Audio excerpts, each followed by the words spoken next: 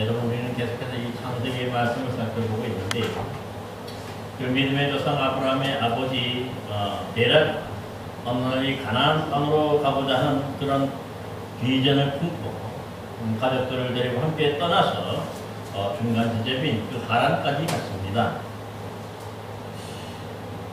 여러분, 그래서 사실 이 아브라함이 이때 아브라함의 아버지 데라가 가고자 했던 이 가나안 땅은요, 사실 비만 제때 내리기만 하면 사실 분명 세상에서 제일 좋은 아주 유력한 땅 중에 하나였습니다.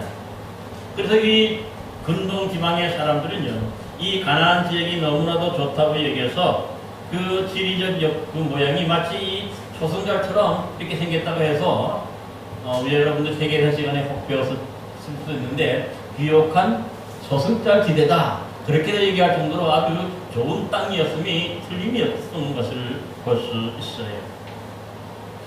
그래서 결국은 이 땅을 향해서 데라가 이래 하란까지 이제 가서 거쳐서 가려고 했는데, 그만이 하란에서 죽음을 맞이함으로써 이 가나안 땅으로 가고자 했던 그런 어떤 비전이 중간에 멈추게 될 수도 있었던 것입니다. 근데 그 순간에 하나님은 그의 아들 아브라함에게 나타나셔서 이제 내가 네게 보여줄 땅으로 가라 하심으로, 이제부터 그 아버지 데라의 이 가나안 땅에 대한 비전이 바로 하나님이 아브라함에게 주신 그런 꿈과 비전이 되었던 것을 보게 됩니다. 결국은 아브라함은요, 하나님이 보여주신 이 비전을 가지고 가족들과 함께 이 하란을 떠나서 마침내 그 가나안 땅에 들어가게 되는 것입니다. 그래서 이 가나안 땅에 들어간 이 아브라함은요, 그 처음 도착한 곳인 세겜의 모래 상수리 나무 아래에서 바로 하나님께 그 믿음의 표시로 제단을 쌓고 감사의 예배를 드리고요, 또 거기서 베델 동쪽으로 옮겨서 거기서는 장막을 찾다는 거죠. 아예 거주할 생각을 한 거예요. 그리고 그러면서 그때 하나님이 또 나타나셨으므로 거기에 제단을 쌓고 또 여호와의 이름을 부름으로써 또한 역시 하나님께 감사했던 것을 볼 수 있습니다. 그래서 결국은요, 이렇게 가나안 땅에 하나님이 지시할 땅, 보여주신 그 땅에 직접 들어가서 이제 거주함으로 인해서 그야말로 하나님의 그 약속, 하나님의 그 비전이 이루어지기 시작했던 것입니다. 그런데 얼마나 이 시간이 지났을까요? 곧이어 정말 그동안 한 번도 생각해 본 적이 없었던 아주 큰 일이 바로 이 아브라함에게 닥치게 되는데요. 바로 오늘 본문에 보니까 그 가나안 땅, 즉 하나님이 가라 하신 그 가나안 땅이 기근이 들었다는 거예요. 그것도 보통 기근이 아니라 오늘 본문에 보니까 10절에 보니까 심하게 들었다고 얘기합니다. 여러분 이렇게 기근이 들 때에 먼저 생각하는 게 어떨까요? 사실 이 아브라함은 이 가나안 땅에 온 이유가 뭐죠? 하나님이 그에게 약속해 주셨기 때문에, 이 비전을 주셨기 때문에 여기에 왔으므로, 어찌 보면 여기는 사실은 뭔가 부족함이나 뭔가 뭡니까 이 기근이나 이런 것들이 들면 안 되는 거죠. 오히려 하나님이 주신 땅이기 때문에 여기서는 뭡니까 모든 것이 부족함이 없고 넉넉하고 풍부하고 그렇게 비역해야 하는 것이요. 그런데 하나님의 이 약속을 믿고 그래서 여기까지 왔는데 어느 날 보니까 그 땅이 곧 심한 기근이 들어서 모든 것이 완전히 메말라 버려, 부족해진. 그러면 어떤 생각이 들겠습니까? 결국은 하나님께서 굳이 가라고 하셔서 들어온 것 자체가 잘못된 거나 혹은 헛된 것을 쫓아오지는 않았는가 하는 그런 의문과 또 불신이 들 수밖에 없는 것이죠. 그러기에 이제 아브라함은요, 지금까지 인도하셨던 하나님의 약속과 그 비전은 이제 완전히 잊어버리고 당장에 먹고 살기 위해서 스스로 독단적으로 움직여가는 것을 보게 되는 것이죠. 아마 그래서 인간적인 계산과 인간적인 생각으로 이제 이제 이게 이렇게 기근이 들었으니까 살기 위해서는 어떻게 됩니까? 당시에도 보면은 또 이 물이 풍부한 지역이었던 나일강이 흐르는 사시사철 물이 부족함이 없이 거기는 뭔가 양식이 있지 않겠느냐, 살 수 있지 않겠느냐 하는 생각으로 하나님을 완전히 잃어버리고 인간적인 계산과 그 생각으로 애굽에 내려가게 되는 것을 볼 수가 있습니다. 여러분, 오늘 우리 신앙인들도 마찬가지인데 사실 우리 신앙인들이 그 믿음, 그 하나님께 대한 확고한 믿음을 흔들고 가장 넘어지게 하는 것이 첫 번째가 뭘까요? 바로 이 물질의 부족. 여러분, 그래서 우리가 형통하다는 것은요, 사실 대부분에 보면 이 물질의 부족함이 없을 때를 가리킨 것이 바로 형통하다고 그렇게 얘기하죠. 그러니 이렇게 뭔가 물질적으로도 풍족하고 뭔가 뭡니까? 이 부족함이 없고 모자람이 없으면 사실 그 믿음 생활도 사실 부족함이 없어요. 원래 보면은 정말 믿음 생활을 잘 할 수가 있게 되는 것이 마련인데요. 그러나 문제는 뭐예요? 항상 이 잘 되는 그런 사업이 때로는 부조를 맞고 때로는 뭔가 물질적으로 손해를 크게 보고 그래서 물질이 메말라버립니다. 이런 물질이 메말라버리는 기근을 만나게 되면요, 참 누구나가 다 이렇게 쉽게 믿음이 흔들리는 것을 볼 수가 있습니다. 여러분, 그러게 때로는 보면 이 교회 안에서도 그 믿음이 좋다고 소문난 우리 권사님들이나 장로님, 우리 이런 집사님들 같은 경우에는 보면요, 예외 없이 대개 보면 이 물질의 부족을 겪게 되고 물질의 기근이 들게 되면은 대개 그 신앙이 이 아브라함처럼 똑같이 흔들리는 의심이 생기고 불신이 생기는 것을 볼 수가 있습니다. 여러분, 그러면 되겠습니다. 그러기에 이 물질이 사실 뭡니까? 우리를 넘어지게 하는 가장 큰 그런 이유고 또 우리 신앙을 무너뜨리는 그런 원인이 되기도 하지만요, 여러분, 그렇다고 해서 모든 사람이 다 이렇게 물질 때문에 넘어지고 시험에 드는 것은 결코 아닙니다. 여러분, 한번 믿음의 사람이 욥을 보시기 바랍니다. 욥은 사실 이 동방이라는 곳에서, 이게 동쪽 지방이 전체적으로 말해 이스라엘 동쪽 지방에서 가장 큰 부자라고 했어요. 그런데 놀라운 것은 뭐냐면 사탄이 이를 보고 시기해서 그 욥의 믿음을 무너뜨리기 위해서 어떻게 합니까? 4차례에 걸쳐서 그의 가지고 있는 모든 것들 다 무너지게 하고 다 빼앗아갑니다. 남는 것이 없다. 오히려 이 사탄이 그래도 이 욥이 믿음을 지키니까 그 다음에는 뭐 합니까? 그 몸에 손을 대서 온몸에 악성 중기가 나와서 너무 가려우니까 귀와 짱으로 끊을 정도가 됐다 할 정도인 것을 볼 수가 있어요. 그만큼 욥의 생활이 완전히 메말라버리고 그 병이 들어서 완전히 삶의 기근이 드러납니다. 그러자 그 곁에 있던 욥의 아내가 뭐라고 합니까? 이 욥의 아내가 먼저 시험에 드는 거죠. 이미 시험에 들어서 넘어졌어요. 그러면서 당신이 그래도 자기의 온전함을 굳게 지키느냐? 차라리 하나님을 욕하고 죽으라. 그렇게 하면서 믿음을 저버릴 것을 그렇게 막 이렇게 얘기하죠. 어찌 보면 그 모습이 당연할 수 있어요. 왜냐하면 하나님이 그의 모든 것들을 지켜주시지 않았다고 생각하기 때문에. 근데 놀라운 것이 뭐냐면요, 하나님이 그를 이렇게 무너뜨린 게 아니죠.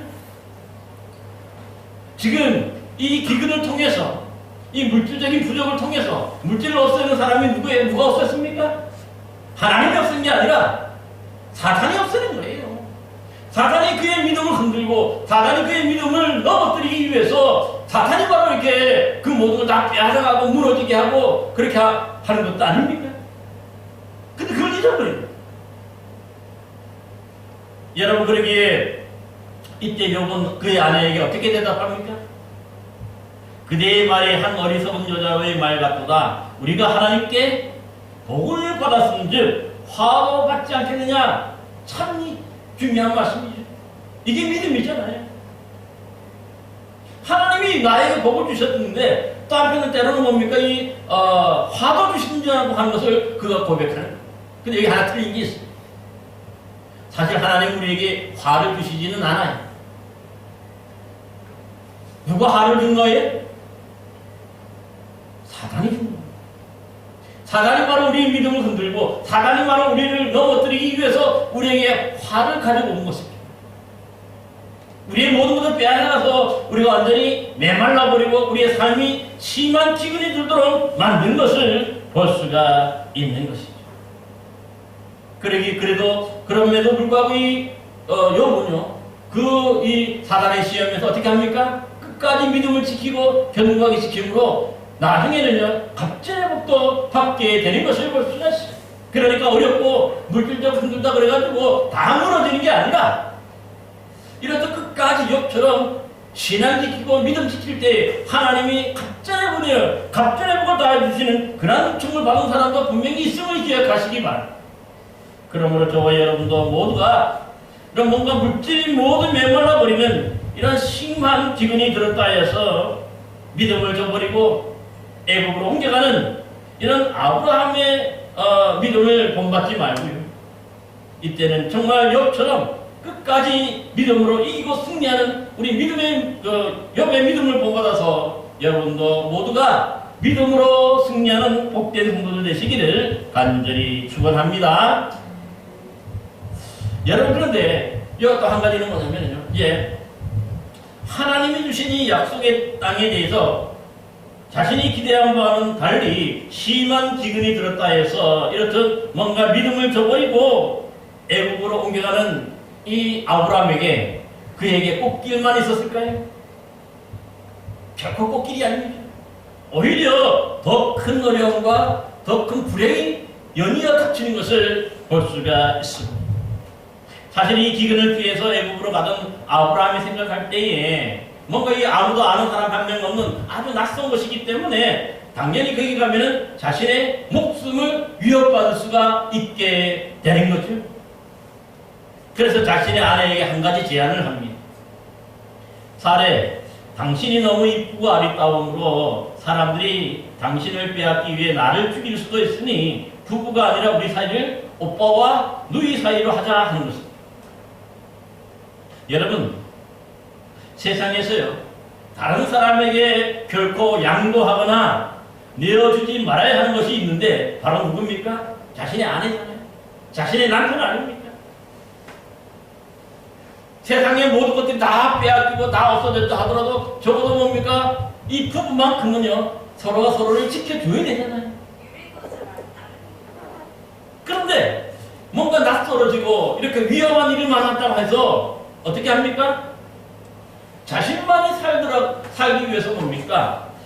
얼마든지 자신이 하나밖에 없는 이 아내를 희생할 수 있다는 아주 이기적인 사람으로 바로 이 아브라함이 변한 것 아니겠습니까? 여러분, 사실 아브라함이 가나안 땅에 도착할 때 그 믿음이 대단했잖아요. 도착하자마자 또 거기서 하나님께 예배를 드리고 그 낯선 가나안 사람들, 하나님 믿지 않는 다른 이방신들, 우상을 섬기던 그런 가나안 사람들 두려워하지 않고 거기서 제단을 쌓고 뭐 했었다 그랬습니까? 여호와 이름을 크게 불렀어요. 도대체 이렇게 큰 믿음이 있었는데 그 믿음이 언제간지 없고 이렇듯 지금 뭡니까? 아주 초라한 믿음. 그야말로 모든 믿음을 완전히 내팽개쳐 버리는 그런 모습을 보게 되는 것이죠. 여러분, 그러니까 이게 보니까요, 이 심한 기근이 들어서 1차적으로 보니까 어떻습니까? 살 수가 없으니까 믿음을 내팽개치고 애국으로 뭔가 물질이 풍부한 보이는 애국으로 내려오게 되는데 이제 그 믿음이 더 떨어지니까 어떻게 됩니까? 애국에서 자신의 목숨마저 위협받게 되는 이런 어려운 상황을 예상하고 뭘 하는 거예요? 그 애국 사람들이 하나님보다 애국 사람들이 더 두려워지는 거죠. 하나님이 자신을 지켜주지 않을 것. 이미 한번 그 가나안 땅에 심한 기근이 들어서 한번 실망하니까 그 다음에 뭐예요? 애국 땅에서도 하나님이 나를 지켜주지 않을 것 같아. 그러니까 스스로가 살기 위해서 자신의 소중한 아내마저 포기하고 양보할 그러한 생각부터 먼저 하는 것을 볼 수가 있는 것이죠.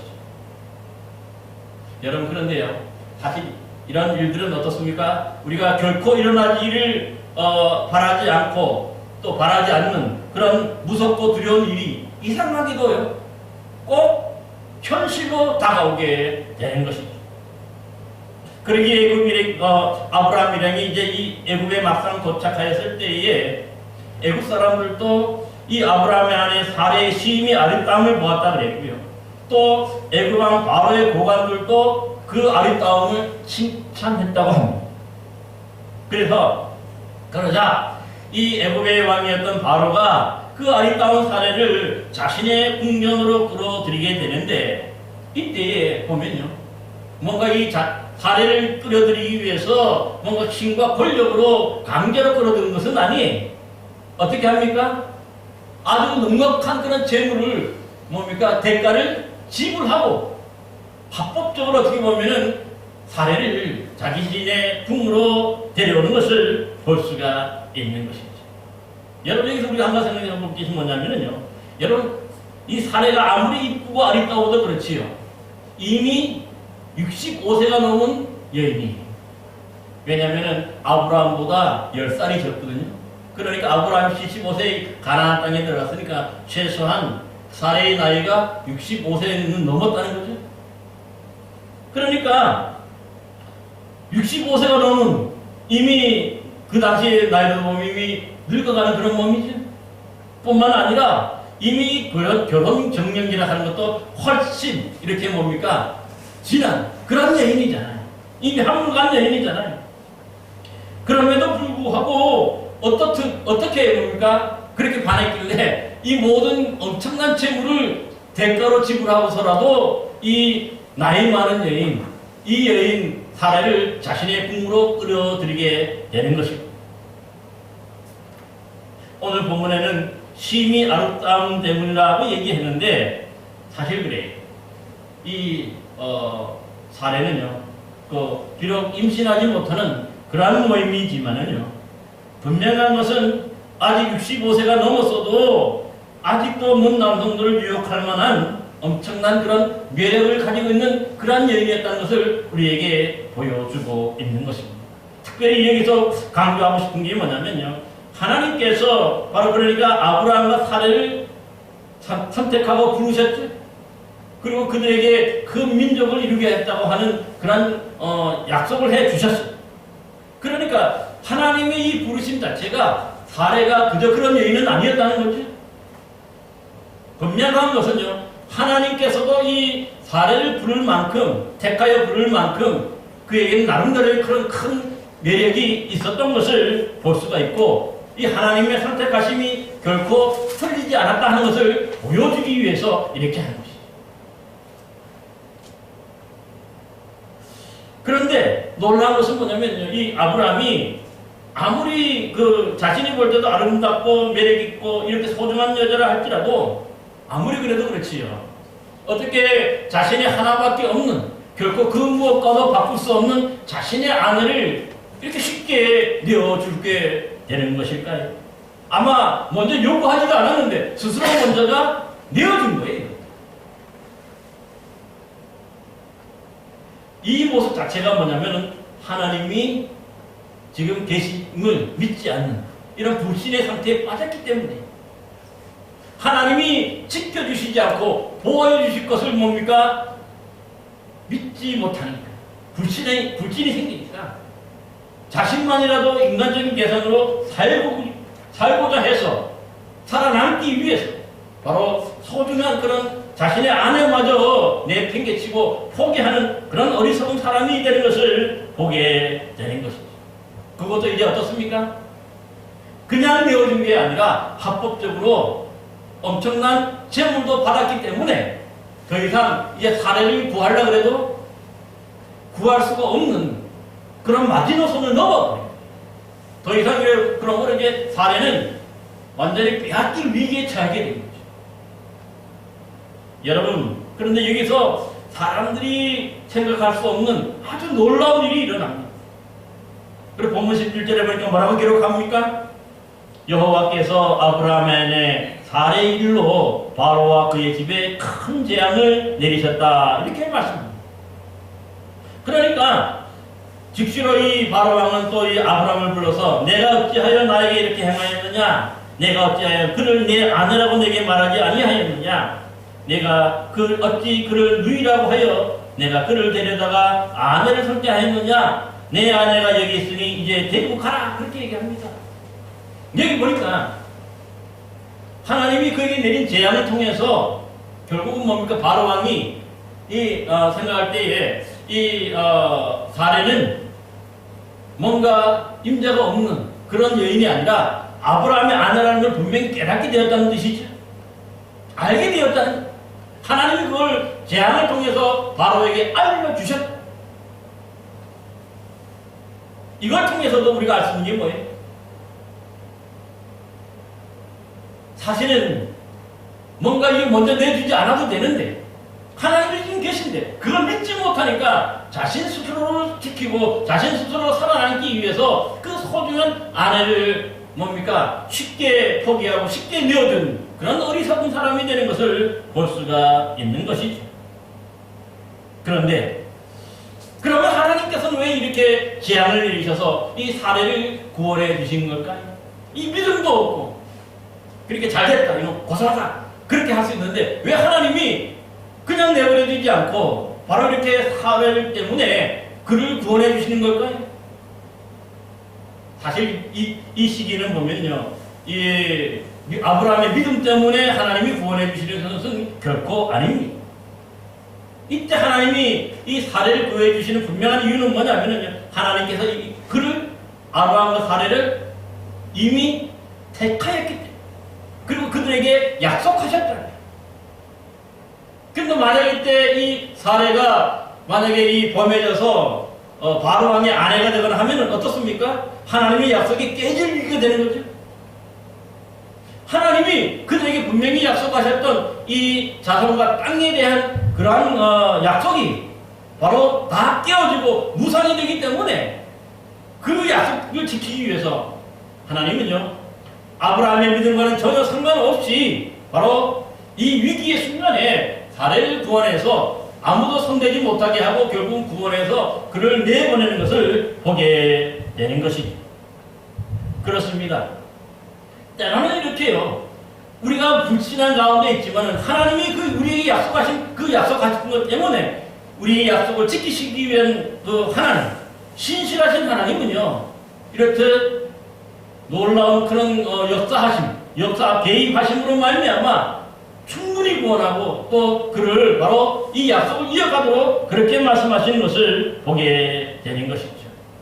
그렇습니다. 때로는요, 우리가 믿음이 완전히 무너졌다 할지라도 이렇듯 신실하신 하나님은요, 자신이 약속하신 것을 이루기 위해서 이렇듯 놀라운 방법으로 개입하셨습니다. 우리를 구원하시고 또한 그것이 전화위복이 되게 해주시는 그런 신실하신 하나님이심을 여러분 믿으시기 바랍니다. 그럴 때 하나님이 구원이 일어나게 되는 것도 보게 됩니다. 여러분, 우리 그 믿음의 사람 요셉을 보시기 바랍니다. 사실 요셉은 어렸을 때의 꿈, 이 11의 곡식단이 자신의 곡식단에게 전하는 꿈 때문에 그 형제들이 시기하게 됩니다. 그래서 어느 날 이 형들이 이 요셉의 꿈이 어떻게 되는가 보기 위해서 그를 잡아다가 죽이려고 하다가 죽이지는 않고 그래서 애굽에다가 팔아넘기게 됩니다. 그렇지만 그래서 이 요셉이 애굽의 이 보디발의 노예로 살아가게 되지만 그렇다고 해서 요셉은요, 이렇게 상황이 어려워지고 자신의 모든 것들이 완전히 메말라 버렸다 그래가지고 하나님을 저버리지는 않아요. 오히려 그 속에서도 믿음을 지키는 것을 보게 됩니다. 그래서 어느 날 이 요셉에게 그 보디발의 아내가 동침하자고 유혹하지만 어떻게 물리십니까? 그 창세기에 보니까 내가 어찌 큰 악을 행하여 하나님께 죄를 지으리까 하면서 그 믿음 때문에 자신의 모든 것들이 완전히 메말라버린 이런 상황 속에서도 믿음 지키는 것을 볼 수가 있는 거죠. 결국 이것 때문에 오히려 더 큰 오해를 받아서 살아서는 나올 수 없는 감옥에 갇히게 되지만요. 여러분, 그렇다고 해서 여기서 요셉의 꿈이 완전히 끝장나는 것입니까? 결코 아닙니다. 하나님이 역사하시잖아요. 근데 그 감옥은 바로 이 바로 왕의 술 맡은 관원장을 보내주시죠. 그리고 그의 꿈을 해몽하게 되고 그 꿈대로 성취되고 이루어지자 결국은 이 술 맡은 관원장에 의해서 바로 왕의 꿈도 해몽하게 되고 또 바로 왕의 꿈을 또 뭡니까? 해몽하면서 대책을 마련함으로 결국은 바로 왕이 요셉을 애굽의 총리로 세우게 된 것이죠. 그러니까 놀라운 일이 벌어집니다. 정말 이 바로 왕이 꾸었던 대로 7년의 풍년이 있고 난 다음에 또 7년의 엄청난 기근이 닥치게 되는 거죠. 이 애굽뿐만 아니라 그 가나안 땅, 그 고대 건능 지방 모든 땅의 사람들이 다 엄청난 기근 때문에 도저히 살 수가 없어요. 그래서 애굽에 양식이 있다는 소식을 듣고 바로 이 이삭도 그의 아들, 11아들을 바로 뭡니까? 애굽에 내려보내게 되는 거죠. 그래서 어떤 일이 벌어집니까? 결국은 요셉, 총리가 된 요셉 앞에 11형제가 와가지고 무릎 꿇고 그에게 어떻게 합니까? 엎드려 절하게 되는 거죠. 그러므로 어떻게 보면은 어렸을 때 요셉이 꾸었던 그 꿈이 하나님이 이루어주시고 성취해주신 것을 우리는 분명히 볼 수가 있는 것이죠. 그렇습니다. 하나님이 역사하시니까, 하나님이 지금도 살아계시니까 우리의 꿈도 이루어지고 우리가 원하는 것들을 이루어주시는 그런 하나님이심을 여러분 모두도 믿으시기를 바랍니다. 오늘날도 보면요, 사실 우리가 믿음이 흔들릴 때 우리의 믿음이 무너져 내리는 가장 중요한 원인이 아브라함처럼 이런 물질이 메말라버리는 그런 심한 기근이 될 때인 것을 기억하시기를 바랍니다. 너무 그래서 사람들이 이 물질적으로 떠달리고 물질적으로 완전히 메말라 버리니까 어떻게 됩니까? 이 불신앙을 이어지죠. 이 불신앙이 깊어지니까 그 신앙을 아예 포기하고 교회도 떠나가는 그런 모습도 우리는 종종 보게 되는 것이죠. 여러분, 그렇게 진짜 믿음은 바로 이렇듯 뭡니까? 편안할 때, 형통할 때 나타나는 것이 아니라 이렇듯 어렵고 이렇게 힘들 때, 모든 것이 메말라 버리는 이런 고난의 때에, 기근의 때에 그 믿음이 진가가 나타나게 되는 것을 여러분 기억하시기를 바랍니다. 여러분, 그러기에 예수님의 수제자 베드로가 정말 예수님을 바라보지 않고 옆에서 무섭게 윙윙거려대는 불어대는 거센 바람을 바라볼 때 어떻게 됩니까? 그가 물속에 빠져들게 되지. 하지만 처음부터 빠져든 게 아니에요. 이 풍랑이는 바다에 아무도 바다에 내려서 엄청 쫓아내지 못하고 어떻게든 간에 배에서 뭔가를 붙잡고 있을 그때에 베드로가 예수님께 뭐라고 얘기합니까? 주여, 나로 무리를 걷게 해달라. 그렇게 예수님께 요청을 해요. 참 대단한 믿음이에요. 다른 사람들은 살기 위해서 어쨌든 뭔가 붙잡아야 사는데 그 풍랑이는 바다 속에서 자신도 예수님처럼 걷게 해달라는. 그래서 과연 베드로가 걸었습니까? 안 걸었습니까? 걸어서 오라! 그렇게 하니까 결국은 뭡니까? 베드로가 믿음으로 그 배에서 그 풍랑이는 바다를 내려서 예수님 바라볼 때는 뭡니까? 결코 빠지지 않고 몇 걸음을 걸어가게 되는 거죠. 이게 믿음이잖아요. 여러분, 그래서 뭔가 윙윙거리고 그러나 뭡니까? 어려운 환경, 우리의 힘든 환경, 메말버린 이런 환경만 바라보니까 그 다음에 예수님을 보이지 않는 거죠. 바람만 보이는 거예요. 기근만 보이는 거예요. 어려움만 보이는 거예요. 그러니까 믿음이 없어지니까 당연히 빠져들게 되는 것이죠. 여러분, 그러므로 우리 모두가 진짜 믿음은 뭐냐?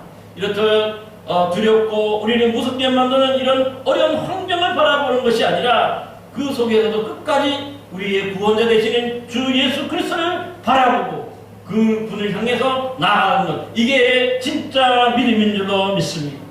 저와 여러분 모두도 때로는 이런 어려움과 이런 심한 기근을 만나서 여러분, 우리의 모든 것들이 완전히 흔들릴 때도 있지만요. 그러나 그 시간 우리가 믿음을 내려놓지 마시기 바랍니다.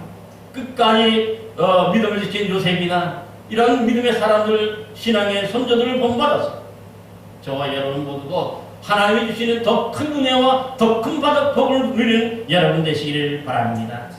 여러분, 똑같은 상황 속에서 이제 그의 아들 이삭 때에도 똑같은 일이 벌어지는데, 역시 가나안 땅에서 그가 이제 찾아서 애굽으로 가려고 했어요. 너무 심한 기근이 들었을 때.